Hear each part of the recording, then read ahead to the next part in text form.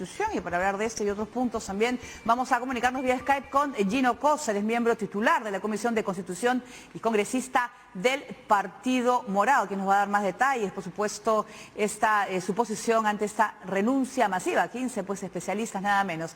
Muy buenas tardes, bienvenido.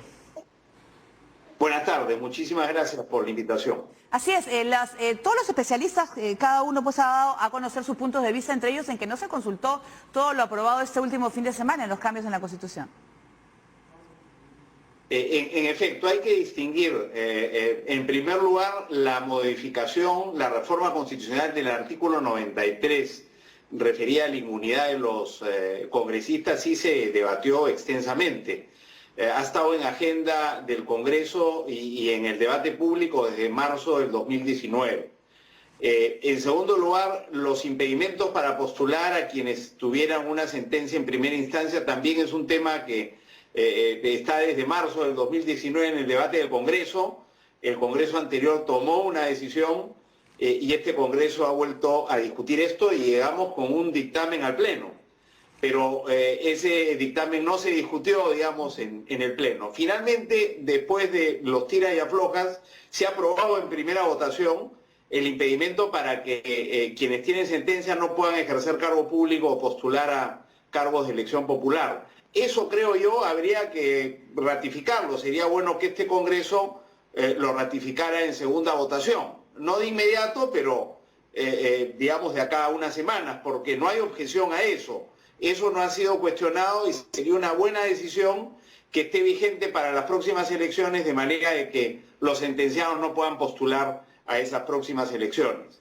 El problema tiene que ver con la otra reforma, que es la reforma de la inmunidad parlamentaria, que en respuesta, digamos, a lo que muchos congresistas sintieron como una ofensa de parte del presidente de la República, entonces decidieron ampliar la inmunidad, eliminar la inmunidad al presidente de la República y prerrogativas que tienen los magistrados del Tribunal Constitucional, el Defensor del Pueblo, y eliminarle el antejuicio a los ministros. Es decir, eso es lo que no había sido discutido y como respuesta a lo que ellos consideraron que era una, digamos, intervención inadecuada del presidente, fue agregado al proyecto. Entonces, lo que podríamos hacer es que en relación con la reforma del 93, se ratifique en segunda votación esa reforma y se deje de lado aquello que no fue discutido.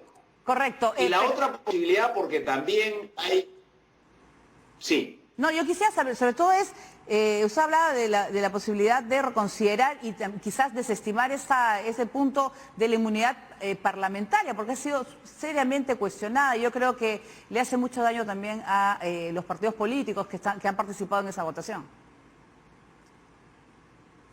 Por eso estoy tratando de distinguir entre lo que es la eliminación de la inmunidad parlamentaria solo para los congresistas, que eso sí había sido discutido y madurado, del resto de otros 4 artículos de la Constitución que fueron reformados de manera exprés.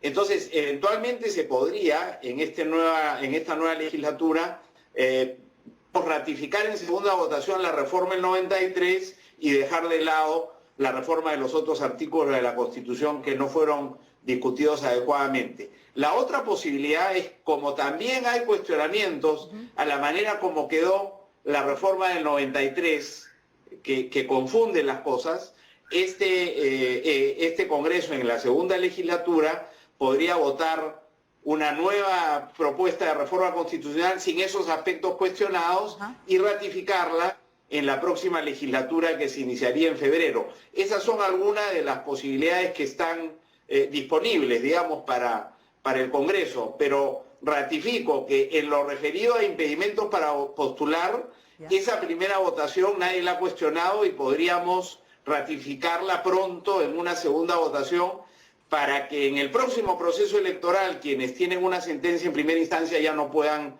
postular. Sí. Y lo que es discutir qué hacemos con la inmunidad parlamentaria. Y ahí yo le he mencionado algunas de las posibilidades que existen. Pero ¿qué hacemos también ahora con la renuncia? Pues son 15 especialistas, no sé si es 1 o 2, estamos hablando prácticamente de todos los que están participando con su, por supuesto, experiencia en la Comisión de Constitución. ¿Cómo queda este grupo de trabajo? ¿Pierde legitimidad? ¿Pierde fuerza? porque los propios especialistas están cuestionando la manera que ha estado trabajando, por lo menos en las últimas reuniones. Sí, las renuncias son un gesto de protesta, de rechazo a las decisiones adoptadas el día domingo por el Congreso, especialmente en lo referido a inmunidad parlamentaria, obviamente. Y una distancia, una toma de distancia frente a la manera como se ha procedido, tanto cuestionando el fondo del asunto como la forma en que se ha hecho, sin haber cumplido los procedimientos de manera atolondrada, de manera express, en represalia, como se dice, a una situación, digamos, en la que los congresistas se han sentido incómodos o se han sentido provocados por el presidente. Entonces, lo que estas renuncias indican es que no es esta la forma de reformar la Constitución. La Constitución es la ley de leyes, hay que cuidarla mucho, se puede reformar, pero se tiene que reformar bien, con el debido cuidado, cumpliendo con los procedimientos y solo cuando es absolutamente necesario, ¿no? O sea, la reforma que estábamos discutiendo desde marzo del 2019 era la eliminación o la reforma parcial de la inmunidad parlamentaria.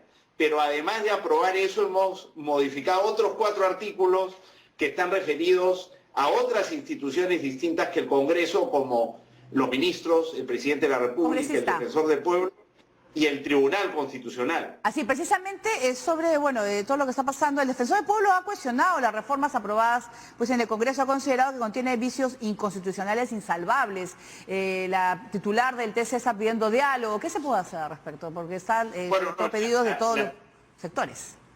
Sí, no, la presidenta del Tribunal Constitucional ha sido la primera en cuestionar estas reformas porque afectan directamente al Tribunal Constitucional. Incluso hay quienes han dicho, y no puedo opinar porque esto podría llegar al tribunal, y ella ha dicho, no, mira, acá está en cuestión las prerrogativas que tenemos nosotros para poder obrar con independencia. De manera que yo, en nombre del tribunal, expreso mi rechazo a esta modificación. Lo mismo ha dicho el defensor del pueblo. Y por supuesto el Ejecutivo, el presidente ha dicho que a él no le importa que le modifiquen esto, pero en realidad no importa si a él le interesa o no. Lo cierto es que, digamos, hace más vulnerable a la figura del presidente de la República y desprotege absolutamente a los ministros de Estado. Ya no de este gobierno, sino de los futuros gobiernos. Y por tanto, afecta a la gobernabilidad, que es lo que han dicho quienes han renunciado al Consejo Consultivo de la Comisión de Constitución, los 15 especialistas en Derecho Constitucional, ¿no? Que esto afecta a la gobernabilidad democrática y el equilibrio de poderes que son fundamentales en una democracia. Yo quiero agradecer, por supuesto, al congresista Gino Costa, siempre amable con nosotros, dándonos a conocer su punto de vista de lo que está pasando pues en la Comisión de Constitución. Muchas gracias por estar en TVP. Gracias a ustedes. Bien, gracias. Seguimos, María Jesús. Amigos.